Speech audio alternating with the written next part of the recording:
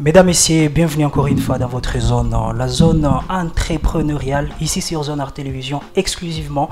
Et aujourd'hui, nous avons le plaisir, l'estime d'être avec un jeune, s'il faut dire ainsi. Il fait toujours beaucoup pour la jeunesse de la ville de Goma et pas seulement que la jeunesse, il fait pour toute la communauté. Il a accepté d'être notre invité d'aujourd'hui sur Zone Art Télévision dans l'émission Zone Art Entrepreneur. Alors, une petite description avant que vous ne puissiez peut-être les découvrir de qui il s'agit. Il est marié et père de 7 enfants. Il a grandi ici à Goma, fils d'un militaire. J'imagine que ça n'a pas été facile dans la conjoncture du pays. Il a étudié à l'Institut Mwanga, son école secondaire, avant de poursuivre à l'ICIGE, l'Institution supérieure d'informatique et de gestion, avant d'aller poursuivre à l'ISDER Grand Lac dans la planification nationale et régionale. Il est mécène social depuis 2008. Imaginez, 2008, ça fait déjà plus de 16 ans. Avec cette expérience partagée avec la jeunesse et les hauts et les bas, il a poursuivi son master, mais aussi il s'est engagé en politique. Mesdames, Messieurs, voici, je vous présente celui qu'on appelle Patrick Olombelange, à qui nous disons bonjour et bienvenue Patrick. Bonjour Moukouba, comment vous allez? En tout cas, ça va, je sens que nous sommes très honorés de vous voir ici sur Zone Art Télévision. Ça a toujours été un plaisir pour moi de faire partie de cette équipe-là qui fait autant pour la communauté. Vous avez grandement contribué, on en a parlé avec les autres depuis que Zone Art était encore ailleurs.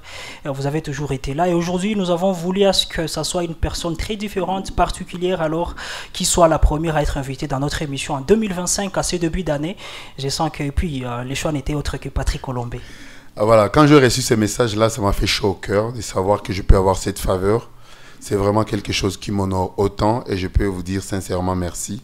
Déjà que vous faites un travail incroyable et c'est une chance pour moi d'être dans vos viseurs et pour avoir cette facilité-là de vous voir en premier en 2025.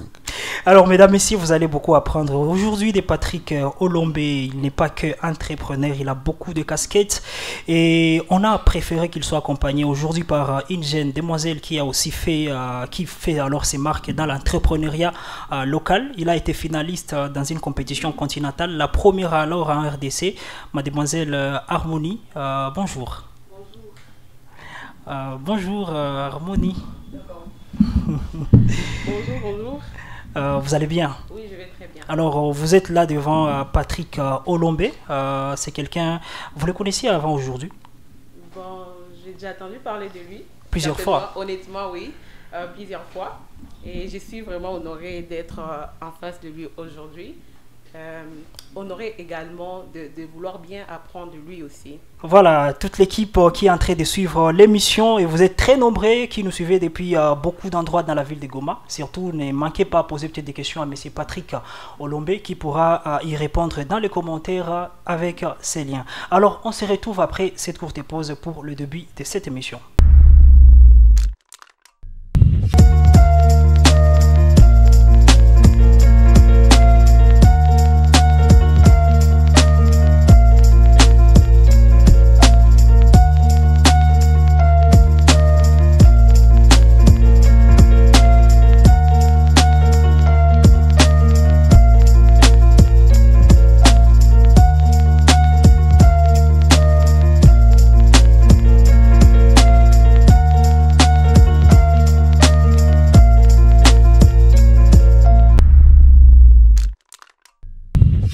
Alors, comme je l'ai dit, nous sommes là avec les seuls, l'unique M. Patrick Olombe. Je pense que l'écho de ses actions passe partout dans la ville de Goma. Vous êtes, peu importe là où vous êtes dans les 18 quartiers, forcément vous avez un jour entendu parler de Patrick, peut-être dans d'autres casquettes. Mais aujourd'hui, nous l'avons réussi comme entrepreneur qui est à la tête donc d'une entreprise Nipat et Paradise Trading. M. Patrick, pourquoi d'abord cette identité Nipat et Trading? Nipat d'abord, je sens que c'est du Swahili.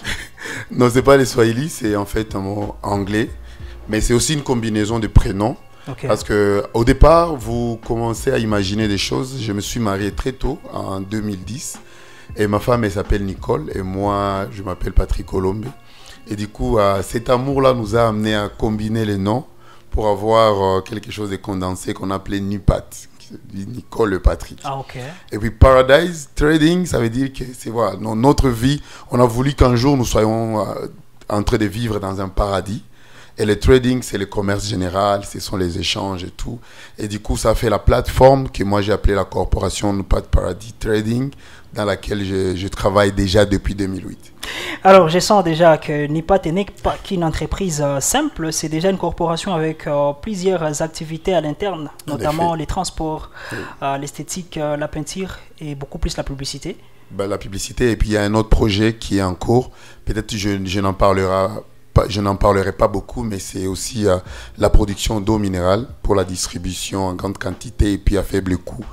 Vous avez vu, ces secteurs-là aussi a commencé à avoir beaucoup plus de challenges au niveau des Goma. Il y a beaucoup de compétition et voilà. Et nous aussi, on va mettre le nez dedans. Déjà, on a commencé le projet et j'espère que d'ici là, ça marchera. Voilà, fils d'un militaire et déjà très bien éduqué, avec une très bonne expression. Disons un peu, Patrick, comment vous avez fait vos débuts en entrepreneuriat? Est-ce que c'est la condition de vie à la maison qui vous avait poussé à faire ça? Non, même pas. J'ai été chanceux d'avoir accès à l'argent un peu trop tôt. Parce que déjà en 2006, j'avais un salaire de $300 à mon âge. Okay. Et en 2008, c'était déjà 615. Je travaillais déjà avec IRC. Et là, j'ai eu des amis qui ont commencé à m'ouvrir l'esprit en me disant qu'on ne devient jamais riche en travaillant pour les gens. Il faut travailler pour soi, pour être riche, pour devenir riche. Et ça nécessite un sévrage. Donc pour moi, il fallait couper le nombril entre travailler pour les gens et travailler pour moi-même. Mais ça n'a pas été le cas parce que j'ai pu quand même amasser 16 ans d'expérience dans la carrière humanitaire. Et là, ça te permet, en tant qu'enfant de pauvre, tu n'as pas assez de ressources. Chacun a une facilité, un moyen privé à lui de pouvoir avoir accès aux capitaux. Et moi, le moyen pour avoir accès aux capitaux, c'était travailler, avoir un salaire et puis faire des épargnes, des économies, enfin, d'avoir un capital sur lequel je vais baser mes activités. C'est comme ça. Vous inspirez beaucoup de jeunes. Merci beaucoup. Vous êtes un modèle. Beaucoup de jeunes vous prennent pour un exemple. Peut-être beaucoup de gens ne se posent pas de questions où vous avez échoué. Tout le monde essaie limite que sur vos succès, les Patrick à gauche, les Patrick à droite, les Patrick en politique. Mais si on peut parler d'abord de ces côtés-là sombres. Oui. Ces moments où vous avez des fois eu envie de tout abandonner. Commençant par les tout débuts. Quel a été votre plus grand échec, les tout débuts, le premier échec que vous avez connu en tant qu'entrepreneur? Voilà, au début, je me souviens, en 2009, à Bukavu, je me mets dans une histoire de transport avec la société Banro par un intermédiaire, un sous-traitant, lui qui vient aussi sous-traiter avec moi. J'investis quelque chose comme 17 500 $ en achetant un camion qui va aller travailler au site Kivu, à Twangiza. Et je vous assure, la première expérience, on va m'escroquer ces camions-là, il va partir, il va disparaître. Et je ne serai même pas payé une seule fois. 17 500 $ de perdu tout de suite. Pour quelqu'un qui vient de commencer, je vous assure, ça te décourage à tel point que tu ne peux même plus vouloir commencer à penser à cela. Mais là n'était pas seulement la seule question, parce que après, tu as des problèmes avec les personnes que tu as pu associer dans l'affaire. J'étais fiancé, il fallait que je me marie, que j'épouse ma femme. Ça m'a beaucoup déséquilibré et ça m'a fait peur de pouvoir essayer une prochaine fois. Mais ça, c'était juste une première. Mais si vous voulez, je peux vous parler d'autres exemples qui m'ont vraiment découragé. Et à un certain moment, je me suis dit, j'arrête, je ne vais plus le faire. Et jusqu'à aujourd'hui, je peux vous dire que même maintenant, nous avons une activité que nous sommes en train d'entreprendre à Aru, dans l'Uturi. Et là aussi, ça fait une année que nous avons mis en place une plateforme qui n'arrive pas à décoller. Mais vous savez, en entrepreneuriat, il faut avoir cette résilience, il faut avoir cette force de caractère qui va vous permettre de rester fort malgré les difficultés et espérer voir la lueur au bout du tunnel à un certain moment. Et c'est pourquoi on travaille. On a perdu assez de moyens, on a passé des nuits blanches et jusque maintenant, je ne dirais pas qu'on a réussi. On parvient à vivre, à vivoter avec le peu que nous avons. Certes, nous avons une certaine autosuffisance, mais ça ne permet pas de dire que nous avons réussi et que nous n'avons plus de problèmes. Les problèmes sont permanents, mais chaque jour, nous travaillons pour travailler sur le même problème, essayer de les escamoter, aller au-delà de nos escaliers. Alors, disons un peu, y a-t-il des projets ou peut-être des initiatives qui ont vu jour dans la tête, mais qui ne se sont jamais concrétisées? Voilà, autant. Par exemple, j'ai beaucoup de projets. Quand vous avez les idées d'entrepreneur, vous avez toujours beaucoup d'idées dans la tête. Aujourd'hui, moi, si quelqu'un me donne $2 millions, je vous assure, je ne vais pas le bouffer. je vais le mettre dans des activités. Et le comble, le grand travail à faire, c'est rechercher ces millions de dollars-là, les avoir en termes de capitaux, pour essayer d'entreprendre. Ou carrément fructifier les activités que vous avez, générer des bénéfices et mettre en place des capitaux. Alors pour tout ça, un entrepreneur, c'est quelqu'un, tu lui donnes 10 dollars, il ne sera pas autant qu'une autre personne à qui tu remettrais la même somme.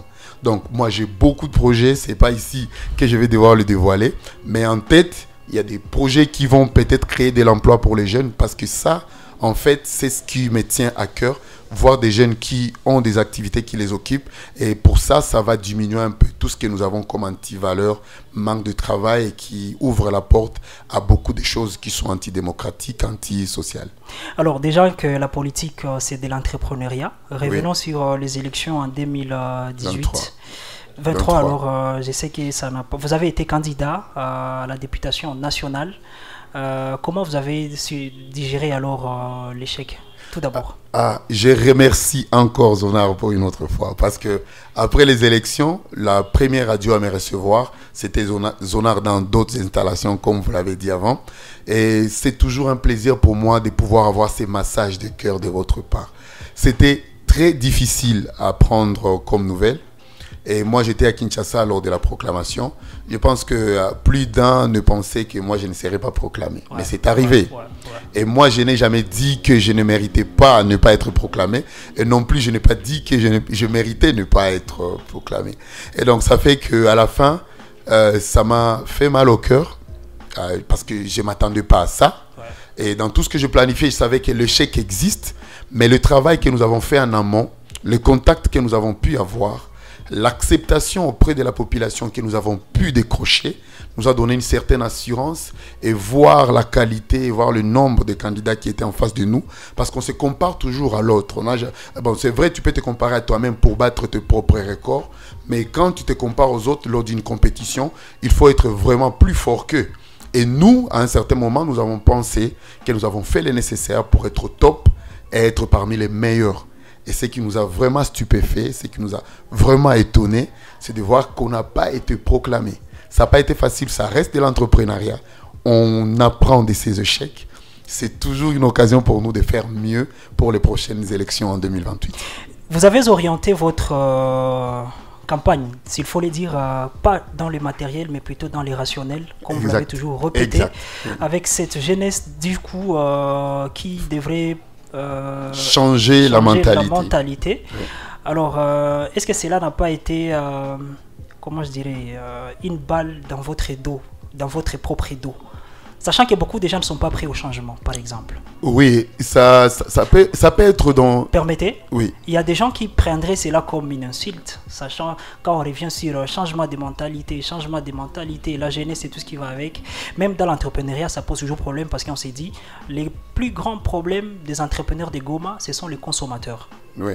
Ce qui revient dans la politique où vous aviez voulu faire les rationnels. Quel mariage? Bon, en fait, c'est parce que j'ai une grande foi. Et la foi que j'ai, c'est que nous avons une jeunesse différente. Une jeunesse qui peut apprendre des erreurs qu'ont fait nos parents. Et tout ce que nous avons vu en termes d'historique, vous allez vous rendre compte que la mentalité que nos aînés ont pu avoir à un certain moment a failli tuer ces pays 1000 fois. Et moi, je me dis, pourquoi ne pouvons-nous pas essayer de sauver les pays en travaillant sur le mental que sur le matériel? Et sur le mental, ça donne une prédilection qui va essayer d'aider le matériel, parce que l'idée précède la matière, comme disent les philosophes. Et donc, nous avons mis en place un projet du changement pratique de mentalité, qui est un projet rationnel, qui est basé sur la conception de l'idée de l'amour du pays et de l'amour du prochain, qui a une incidence majeure dans le caractère de gestion du matériel. Exemple, quelqu'un qui a une mentalité ouverte, positive, de l'amour du pays et du prochain, ne va pas détourner une ambulance d'un hôpital, par exemple. Il ne va pas détourner, par exemple, je ne sais pas, le vaccin qui sont destinés aux bébés de moins de 6 mois. Quelqu'un comme vous, avec moi, qui avons une conscience beaucoup plus droite, nous n'allons pas prendre avantage en laissant passer des containers, des histoires qui viennent entrer au pays, en disant nous avons reçu 3 containers pendant que c'est 9 que nous avons fait entrer.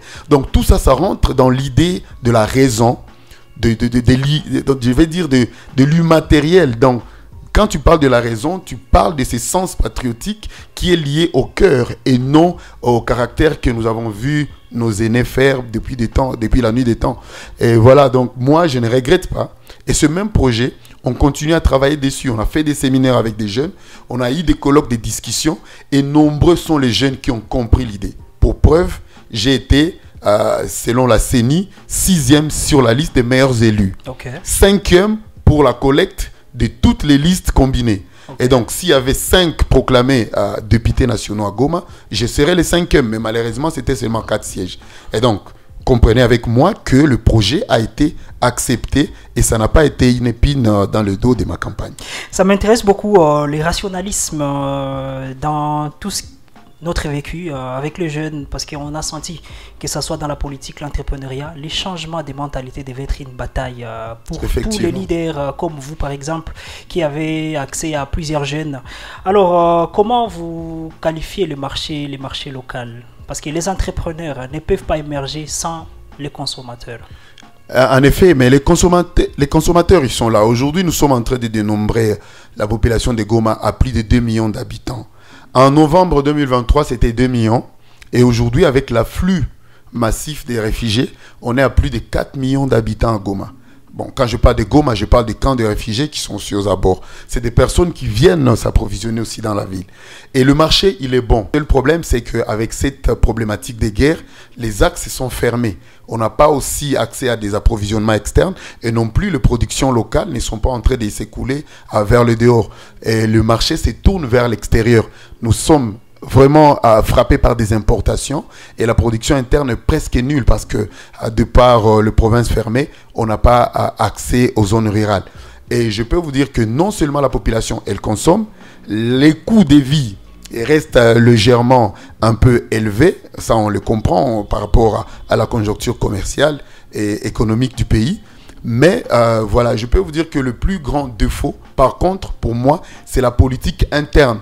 Une politique qui ne favorise pas l'aisance dans l'art même de pratiquer à l'entrepreneuriat. Parce que dans l'entrepreneuriat, se mettre en place une activité qui va vous permettre de générer des recettes, de créer de l'emploi, de vous installer et de vous sentir un peu plus autonome économiquement. Et donc, vous allez voir, il y a par exemple des tracasseries, il y a cette largesse-là dans les services de l'État à vouloir venir vraiment déranger, tourmenter, mettre mal à l'aise les entrepreneurs, ne pas leur faciliter la tâche. Et il y a de plus en plus moins des structures pouvant venir appuyer les entrepreneurs, par exemple, dans les subventions, par exemple, dans les allocations financières. Et les projets ne sont pas financés. Parce que beaucoup d'entrepreneurs, ils ont des idées, mais ils n'ont pas des capitaux. Et quand vous vous retrouvez dans une situation comme ça, il faut avoir des structures étatiques ou internationales qui viennent appuyer et donner des subventions à ces jeunes. Cet environnement économique et commercial du pays devrait leur favoriser, leur donner l'audace de pouvoir mettre leurs efforts dans l'entrepreneuriat. Voilà, alors comme nous l'avons dit au départ, aujourd'hui nous sommes avec une demoiselle congolaise alors qui a aussi réussi, qui est en train de réussir alors, bien qu'elle est encore au début. Et elle a la chance aujourd'hui de partager les mêmes plateaux avec l'ange Patrick Olombe. Elle a demandé qu'elle voudra peut-être poser une ou deux questions d'expérience entre entrepreneurs. Alors, mademoiselle Harmonie, vous auriez peut-être quelques conseils à demander à monsieur Patrick en pleine émission. Ça c'est très sûr. Merci beaucoup pour la parole. Je suis d'abord heureuse de vous rencontrer dans votre casquette en tant qu'entrepreneur, parce que moi je vous ai connu en tant que politicien. Oui. Et je ne savais pas que vous étiez du coup entrepreneur aussi. Cela me fait vraiment plaisir. Et j'aimerais juste poser une question, parce que lorsque vous intervenez, il y a un élément que j'ai vraiment capté, c'est très important, disant qu'en tant qu'entrepreneur, on doit avoir cette force de caractère. Oui. On doit être à mesure de se dépasser malgré tout. Moi, je me vois déjà en tant que candidate, quand j'étais en train de candidater à ces concours internationaux, en Zisha Prize, il fallait qu'on arrive à se dépasser, il fallait qu'on puisse travailler dur.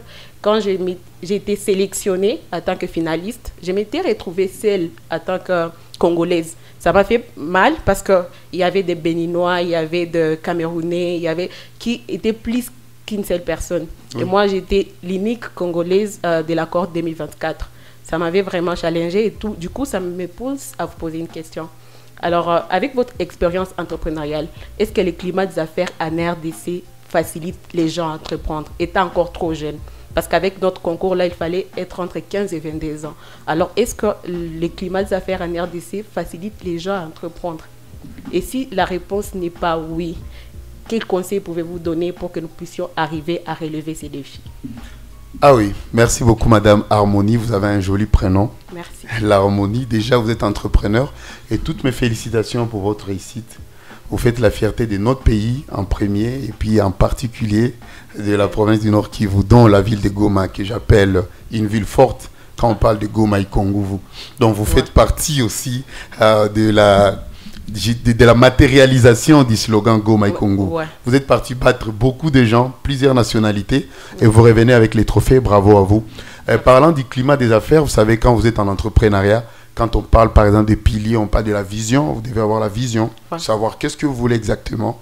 Vous devez être motivé, mettre vos efforts en place pour pouvoir arriver à la chose que vous recherchez. Vous devez avoir la connexion, ça aussi c'est une très bonne chose. La connexion, savoir auprès de qui aller récolter des informations, des conseils, ou alors même aller toquer pour avoir accès à des marchés. Et en définitive, vous devez aussi être résilient ou résiliente. Et quand vous êtes résilient, je vous dis, vous allez avoir cette force de caractère qui vous permet de vous établir, de marquer vos territoires. Alors, parlant du climat des affaires dans notre pays, je venais à peine de le dire. Le climat n'est pas favorisant. Ça, je l'ai dit en âme et conscience. Je pense que je ne vais pas me faire jeter de pierre dessus parce que c'est la réalité. Avec tout ce qu'il y a comme tracasserie, avec tout ce qu'il y a comme manque de guichet unique où on pourrait orienter tout ce qui est comme contribution, taxes, impôts et autre chose, ça rentre dans l'idée d'avoir cette république-là qui n'est pas encore très bien organisée, en ce sens qu'il y a beaucoup de services qui viennent vous demander des contributions sur base des informations peut-être qu'ils ne maîtrisent pas, ou alors sur base des nomenclatures qui ne sont pas à jour, ou carrément sur base des taux qui sont calculés sur des taux de 1980. Et du coup, ça vous met mal à l'aise. Et à la fin, vous pouvez même être tenté de faire comme tout le monde et d'oublier que vous avez l'obligation d'avoir la raison, d'être beaucoup plus rationnel que matériel et tomber dans le piège de pouvoir soudoyer ces gens, leur demander de répartir pour peut-être revenir après 6 mois. Et c'est ça ce qui se passe. Et ce climat-là ne vous favorise pas. Parce que, par exemple, dans tous les projets d'entrepreneuriat, nous avons par exemple le projet Transform qui est en cours et qui a été prolongé pour 1 mois. Excusez-moi, vous allez vous rendre compte que on vous demande des documents légaux que vous devriez normalement payer en bonne et due forme. Mais plusieurs entrepreneurs se retrouvent dans des situations où ils ont pu payer des fonds sans avoir les documents légaux demandés. Ou carrément payer des fonds aux services qui ne sont pas habilités. Il y a tellement de choses qui se passent. Ça, pas seulement ça, mais il y a aussi même la sécurité du pays. Même la sécurité ne vous permet pas. Imaginez-vous que si vous aviez un champ en Massissi, si vous aviez des cultures à ramener des Bouémana ou des Rutshuru vers Goma, avec tout ce qu'il y a comme le M23, je ne sais pas, les groupes armés, l'armée loyaliste, il y a tellement de défis que même les entrepreneurs qui sont dans les countryside, comme on les appelle, ils n'ont pas accès facile aux zones d'écoulement de leurs produits. Ça, au-delà de ça, parlons même de ce que je venais de parler tout à l'heure, les subventions, les possibilités d'avoir accès aux capitaux. Dans d'autres pays, c'est devenu monnaie courante. Les jeunes, entre une certaine tranche d'âge, ont accès à des compétitions comme à laquelle vous avez été et ils sont financés à des hauteurs de millions de dollars. Même dans notre pays, il y en a. Mais si je reviens sur la raison, combien sont nos dirigeants, combien sont nos représentants qui viennent nous donner des échos? Parce que quand tu es entrepreneur, tu dois avoir cette connexion qui viennent nous donner des échos sur les possibilités pour nous d'avoir accès aux capitaux. Et quand il y a ces capitaux financés par le FMI, financés par la Banque mondiale, financés par je ne sais pas quelle autre structure, ça vient, le montant nous parvient à combien d'argent sont mis dans les administrations et les transferts et combien d'argent parvient aux jeunes entrepreneurs. Combien d'argent soutient le projet entrepreneurial du jeune. Alors, c'est autant de défis que nous avons, mais le plus grand défi, c'est d'abord avec vous-même. Votre vision, votre détermination et votre motivation. Vous êtes votre propre image. N'essayez pas de dire que non, quand vous étiez là-bas, il y avait d'autres nationalités, ils étaient accompagnés, mais vous étiez seul. Mais c'est une fierté pour vous d'être seul. Quand vous gagnez en étant seul, ça veut dire que vous aviez les flambeaux de la victoire, vous étiez différente. Ne soyez pas mal dans votre peau d'être différente, parce que c'est cette différence qui fait votre particularité, et c'est ça qui vous rend meilleur. Alors, vous avez parlé à un moment de connexion. Je vais poser la question à la place de Harmonie. Peut-être qu'il voudra aussi revenir. Hein. Nous sommes dans un contexte tellement compliqué. Oui. Monsieur Patrick s'est déjà fait des contacts à l'intérieur qu'à l'extérieur du pays. Vous avez récemment été nommé à des postes stratégiques politiques. Oui. On sent que voilà, vous avez un carnet d'adresses très bien chargé. Ouais. Alors quel conseil vous donnez à ces jeunes entrepreneurs qui veulent à tout prix réussir, mais qui doivent avoir des connexions sans marcher sur leurs valeurs? Ah, très bonne question. Sans marcher sur leurs valeurs, c'est ce que je souligne, c'est ce que je retiens. Merci beaucoup. Les connexions, souvent, elles s'amènent quand vous vous ouvrez aux autres. Ne restez pas coincé dans votre petit coin. Les gens ne viendront pas vous chercher. Vous, il faut par contre aller vers les gens. Il faut vous déplacer. Si la montagne ne vient pas vers nous, nous, on va aller vers la montagne. Et ça, c'est des efforts que vous devez faire. Vous devez vous contacter, vous mettre en contact avec des personnes que vous pensez être des personnes ouvertes, qui peuvent vous parler. Vous devez avoir deux modèles. Le modèle, ce n'est pas seulement une personne physique que vous pouvez voir aujourd'hui. Ça peut être même un modèle décédé. Ça peut même être une personne déjà partie. On parle toujours des personnes qui ont réussi dans la vie. Lisez, trouvez des livres. Moi, j'ai toujours eu l'habitude de lire, par exemple, le plus grand livre que tout le monde connaît, Père riche, Père pauvre. Tout le monde connaît. Lisez Obama, lisez Audace d'espérer, lisez autant de livres. Trouvez-vous des gens qui peuvent être votre modèle. Et là, quand vous avez la sève, quand vous avez la sémence dans votre tête, vous ouvrez une opportunité à d'autres personnes de venir vers vous. Soyez professionnel, soyez intègre, soyez véridique dans tout ce que vous faites. Dans le professionnalisme, il y a la qualité du résultat. Quand votre résultat a une qualité incomparable, les gens ils vont venir vers vous. Ouais. Et les connexions que vous devez avoir sont des connexions où c'est vous qui proposez des services. C'est vous qui faites des efforts pour aller vers les autres. Et vous allez les avoir à bon vin, point d'enseigne. Vous allez vous créer un nom, les gens vont prendre le téléphone et ils vont vous appeler et ça sera le début de toute connexion. Harmonie satisfaite? Ou il y aura une dernière question? Il y a une dernière question. Je suis déjà satisfaite parce que cela me montre déjà votre enthousiasme, votre courage, en tout cas l'implication dans la jeunesse. Ça me ramène à ce dont vous avez dit qu'il faut travailler le mental que le matériel. Bien sûr. Parce que la plupart des gens actuellement avec l'entrepreneuriat, on est trop focalisé au matériel que le mental. Alors cela m'amène à vous poser une question parce que moi je suis, comme l'a dit Moïse, je suis dans l'entrepreneuriat, je fais les jus naturels, mais aussi la farine de bouillie. Oui. Et j'ai commencé l'entrepreneuriat avec le souci d'améliorer les conditions de mon pays dans les domaines social et économique. Parce qu'il y a ces rêves que j'ai de voir mon pays avec 0 enfant dans la rue. Je pense que par la grâce de Dieu, ça sera possible. Alors cela m'amène à vous poser une question venant juste savoir comment tirer sa tête, vu le contexte actuel et tout, comment moi qui fais les jus, parce qu'on a vraiment des concurrences externes. Oui. Vous pouvez toutefois vous imaginer que la plupart des produits que nous consommons, que ce soit les jus, la farine, ça nous vient toujours de l'extérieur. Oui. Voilà. Alors, qu'est-ce qu'on peut faire concrètement pour que nous puissions être à mesure de mettre fin, en fait, moi je dis que c'est une concurrence externe. Comment nous pouvons nous faire pour que nous puissions mettre fin à cela et contribuer vraiment à améliorer les climats d'affaires au sein de notre pays, sans toutefois recourir toujours à l'extérieur? Oui. Bon, merci beaucoup Madame Harmonie. À part la guerre, il y a d'autres conditions, d'autres situations dans notre pays qui s'améliorent. Parlons aussi du côté positif de la RDC. Ouais. Parlant du côté positif, il y a par exemple le ministère du Commerce extérieur qui a ordonné, il y a une ordonnance qui est sortie pour limiter les importations de certains produits de première nécessité. Okay. Par exemple, je pense les jus, la farine, il y a autant de choses. Et si la farine est importée, elle est importée à très bas coût d'importation, malheureusement, ce qui décourage les producteurs locaux qui produisent à un coût beaucoup plus élevé. Maintenant, déjà, c'est un pas vers quelque chose qui va venir atténuer votre souffrance. Atténuer la souffrance dans quel sens? Si aujourd'hui on dit que on vous capacite en termes de production, on vous donne la facilité d'avoir accès à des machines, à des capitaux pouvant vous permettre de satisfaire les demandes des Goma, parce qu'il y en a beaucoup. On peut peut-être fermer la frontière pour les jus qu'on prend de l'Ouganda ou du Kenya ou de la Tanzanie. Ouais. Mais imaginez-vous qu'on ferme cette frontière-là et que vous ne soyez pas capable de satisfaire le besoin local. Ne voyez-vous pas que nous serions en train de régresser au lieu d'avancer?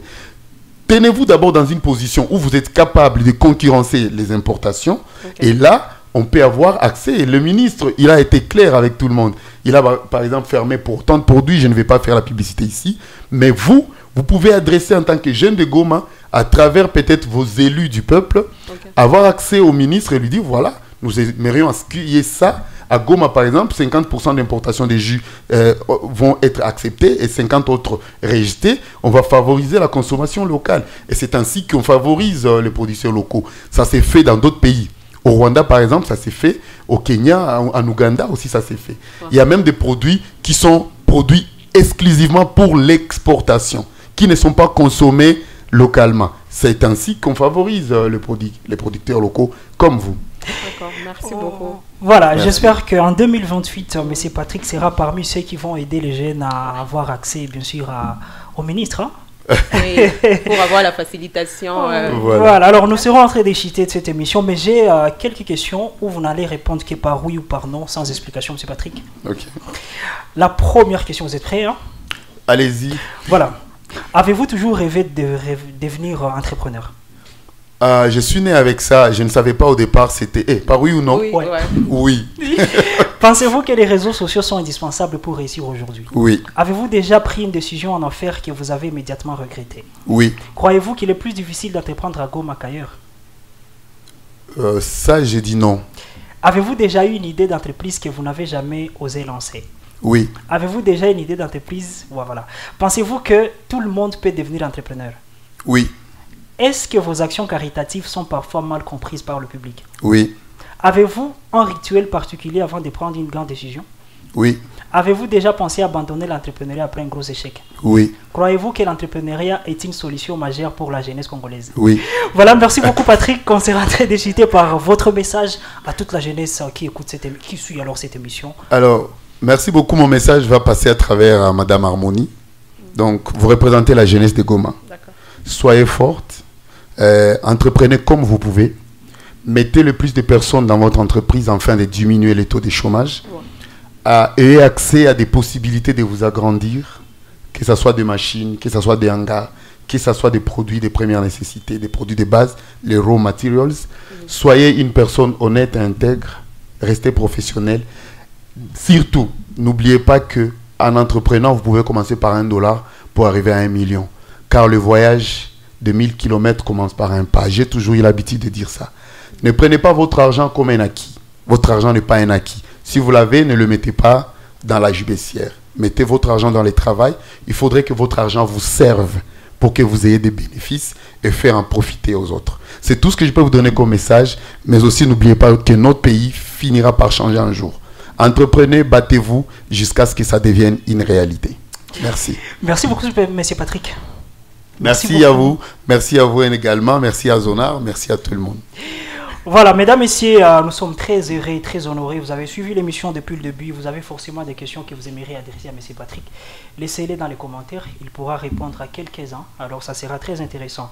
J'étais Moïse Itego à la présentation de cette émission. On se retrouve donc très prochainement pour un autre numéro dans Zonar Entrepreneur. Ciao.